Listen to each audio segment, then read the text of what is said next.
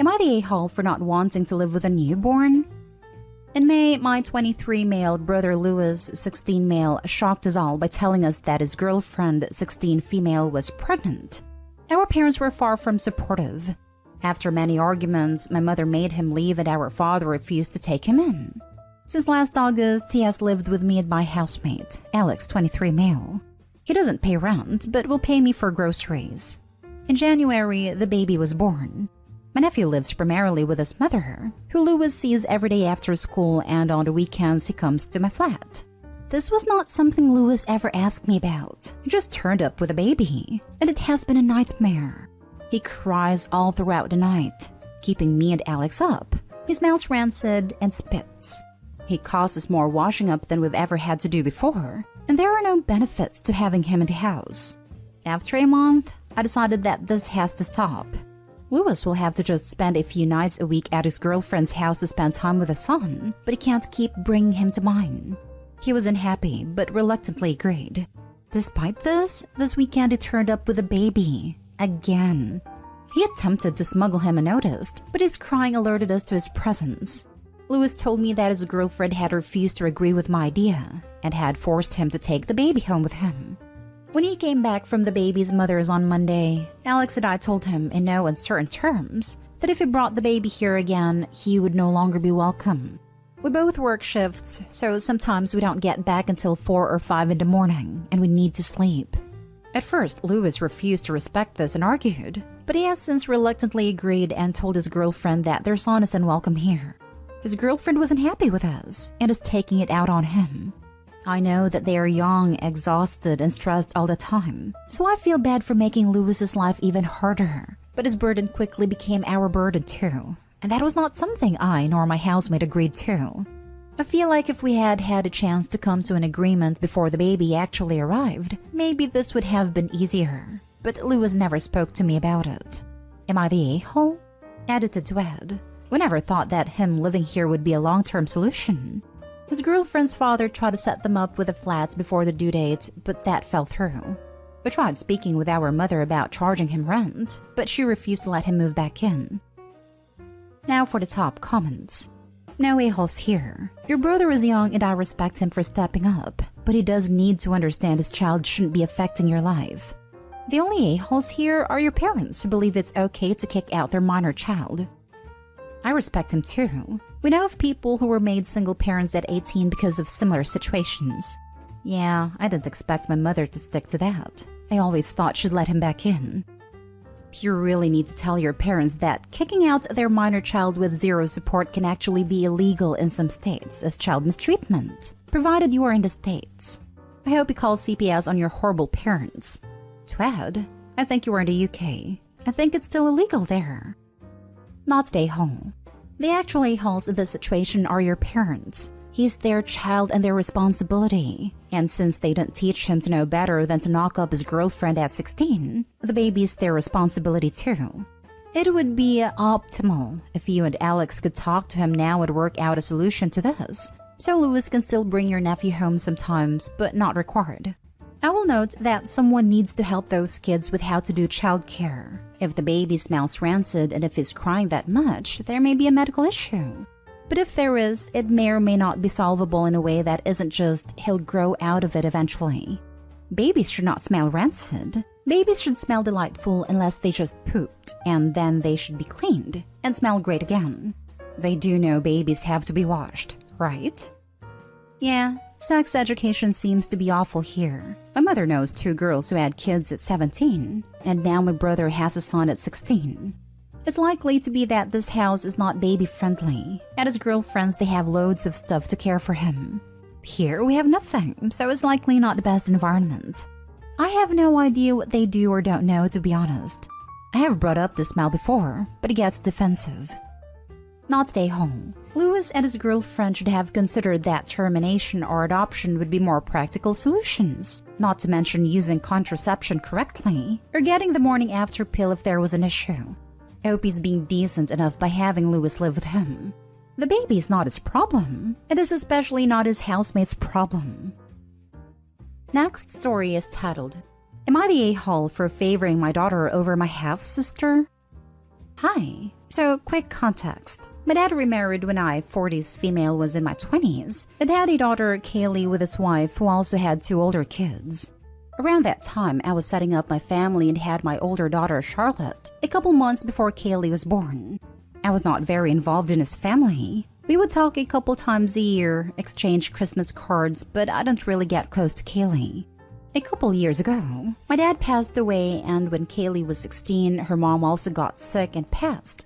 My stepmother's other 2 kids were still in college/young adults when this happened, so I was approached to take care of Kaylee, as I was the most settled in life, had a house, job, and 2 kids. Truthfully, it wasn't something I really wanted to do, but she would have otherwise ended up in the system.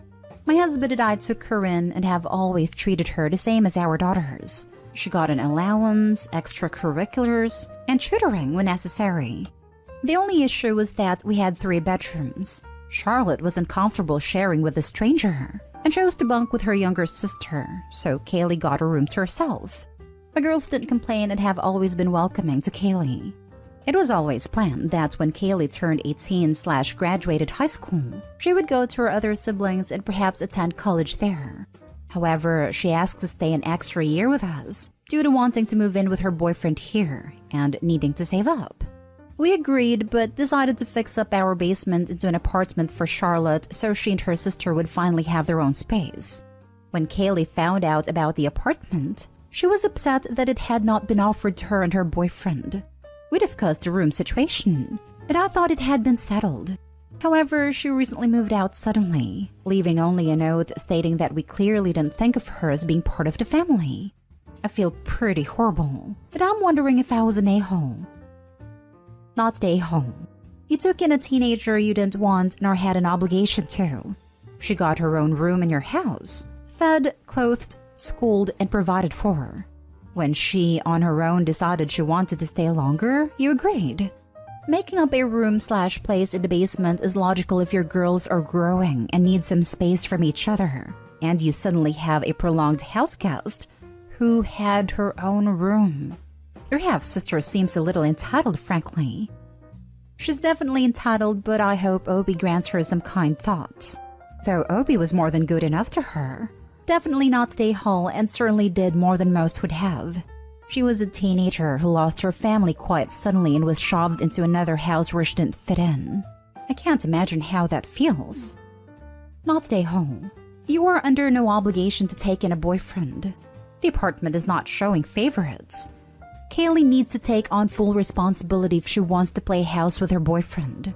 If she was your eldest daughter, I would say the same. No boyfriends in my house. Go ahead and thumbs down Reddit. My house, my rules. No boyfriends in my house. I would like to know when it became a requirement to house someone's boyfriend. Opie took in her half-sister who she didn't have a relationship with. Your children who would have had their own rooms now have to share. Your family made sacrifices for this girl that you truly didn't have to. Her sense of entitlement is a bit much. She is an adult. I know that I'm going to get downvoted for this, but Opie's allowed to choose her daughters over her half-sister. Although I really don't think that is what is happening in this situation.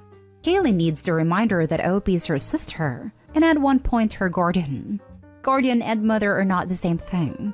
Opie provided Kaylee with a home and made her feel like one of the family. However, feeling like one of the family does not mean feeling that your sister should treat you the same as their actual children. Those are different types of love. Not the home. Not the home. Charlotte has shared a room for 2+ years with her younger sister to give Kaylee her own space. Kaylee was always planned to move out at/around 18, so I don't really see how Charlotte getting the downstairs apartment isn't fair. You were nice enough to take a stranger into your home, clothe, house, and feed them until a predetermined time. I'd call you saints instead of being ungrateful. Next story. Am I the a-hole for being angry with my husband and mother-in-law for choosing the name for our daughter? I, 28 female, and my husband, 28 male, are expecting our first child together. Our daughter's due date is approaching, and I'm feeling very nervous and anxious. My husband and I decided on naming our daughter Anne after my grandmother. I spent most of my childhood and teen years with my grandparents. I was extremely close with my grandmother. and was devastated when she passed away in 2016 from lung cancer. We live close to my grandfather and visit him on a daily basis, and it means so much to my grandfather that we are naming our daughter Anne. My mother-in-law and I are cordial when we get together.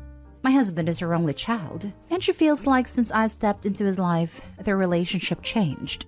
He is still very close with her, but he doesn't visit often because of the pregnancy. Mother-in-law invited us over for a small dinner party, and I thought it was going to be a pleasant evening. When we sat down for dinner, my mother-in-law turns to me and says, "Your husband and I spoke this past week, and he told me that you were going to be changing her name to be after me." I could feel my anxiety level rising and said, "No, we are still planning on keeping her name to be Anne, right?" I gave my husband a look and he doesn't say anything. My mother-in-law makes a face and says, "Well, it seems like husband is not on board with her name." I finished eating and told husband that we were leaving. We get into the car, and husband tries to apologize. I told him that I was angry with him for not discussing with me, and even more upset with mother-in-law. Mother-in-law sent me a few text messages regarding my behavior that evening, and hopes I will change my mind. Am I the a-hole for being angry with my husband and mother-in-law for choosing the name for our daughter? Now for the top comments. Not a-hole. I don't get why you're acting like they made a definitive choice. Your mother-in-law can say whatever stupid crap she wants. That doesn't mean you have to listen. I'm really disappointed by how your husband is behaving. This exactly. The baby hasn't arrived and the name isn't on the birth certificate. Therefore, Opie and husband can sit down and discuss things. Just because mother-in-law says whatever doesn't mean that's the way it has to be. Not stay home. It is completely unacceptable for your husband and a third party to decide anything about your child without consulting you. If you let this slide, in any way, I bet your mother-in-law will think she can run your life and decide how your child is raised too. Put your foot down as hard as you can. Quit reading this and do it now. You need to send a clear message to mother-in-law that you and husband are a couple and will make your own decisions and she cannot overrule you. You don't want this to be the start of many announcements of mother-in-law's changes in the future. Not stay home. Tell the nurses in the delivery room not to let your husband sign the birth certificate. Also, this may be the start of her bulldozing your husband. I suggest r/just no mother-in-law. Not stay home. You already agreed. Don't sign the birth certificate without the right name on it, and make your wishes known to the nurses ahead of time. Definitely going to be doing that. I'm worried that husband will try to tell them a different name while I'm in labor. Now for the last story. Am I the a-hole for getting offended at my husband's suggestion that I only take 2 weeks of maternity leave? I, 25 female, am currently 25 weeks pregnant with my husband, 34 male, and I's first child. We have been together for 5 years, married for almost 2. Baby is growing on track. We've already painted the nursery and my mother-in-law is excitedly planning the baby shower. I have a full-time office job while he has been working from home since the first lockdown. We were talking about our parental leaves and we agreed that we wouldn't take it simultaneously. We were good until I said, "Do you want to do 2 weeks first, then I do mine, then you do 6 weeks after?" I just stood silently staring at him for 5 minutes. I told him I think he's being ignorant and selfish. He said, "What? I don't know how long you need to recover." I don't even know why we're still talking about this. He works for an international company where they get 3 months paid paternity leave. Meanwhile, I work for a small business which only offers 6 to 8 weeks of unpaid maternity leave. He has been anticipating his paternity leave since I got pregnant because he sees it as an opportunity to seriously start looking for another job. He has been with the company for 9 years and has been feeling burnt out. Lately, his frustrations have been compounded by his new manager being difficult. I've been very supportive of his goal of finding a job where he can be fulfilled and appreciated, as I can sense that he's not happy at his job anymore. He also said that his current company will be considering him for a better position once he gets back from his paternity leave, so that gets him kind of excited. We have a 6-figure income combined. I paid a mortgage while he takes care of the other bills. We have money in the bank, stocks, cars paid off. I don't think my maternity leave being unpaid is an issue because my savings could cover the 2 months that I wouldn't get a paycheck. I didn't talk to him after his remark. He went to play video games on his computer while I folded his clothes. I slept on the couch and still have not talked to him at breakfast. He tried talking to me as I was about to leave for work, but I just noped out of the house.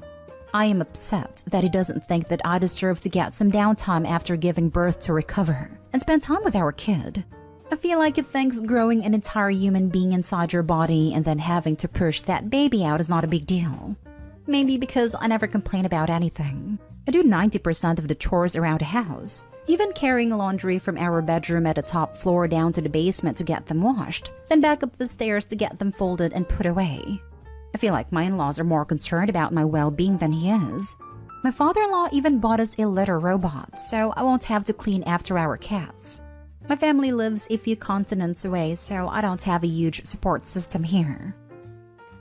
Not stay home. Your husband is woefully mistaken about what is possible during a paternity leave. First off, where I live, what you are getting doesn't even qualify for maternity leave. It's what's considered medically necessary leave to recover from childbirth. Is your husband even aware that he will be providing full-time care while he's off?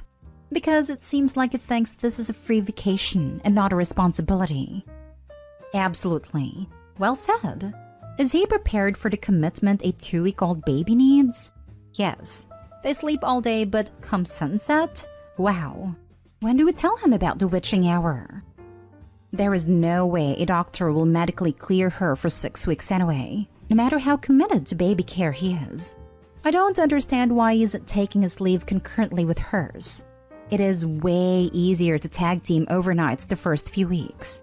We did this so that each of us got an unbroken 4+ hour stretch of sleep each. Not stay home. So you are the one who is going to push the baby through your V, but you only get 2 weeks to rest? And then is going to take 3 months of paternity leave and take that time to look for another job. Who is going to look after the baby and take care of the house while you work? It looks for a job and potentially goes on interviews. And why on earth are you folding his freaking clothes while he plays video games? You're going to be a single mother really quick. Not stay home. Does your husband think paternity leave is a vacation time for him? Who is going to be watching/taking care of your child during this time? He'll be playing video games and looking for jobs online while she does everything.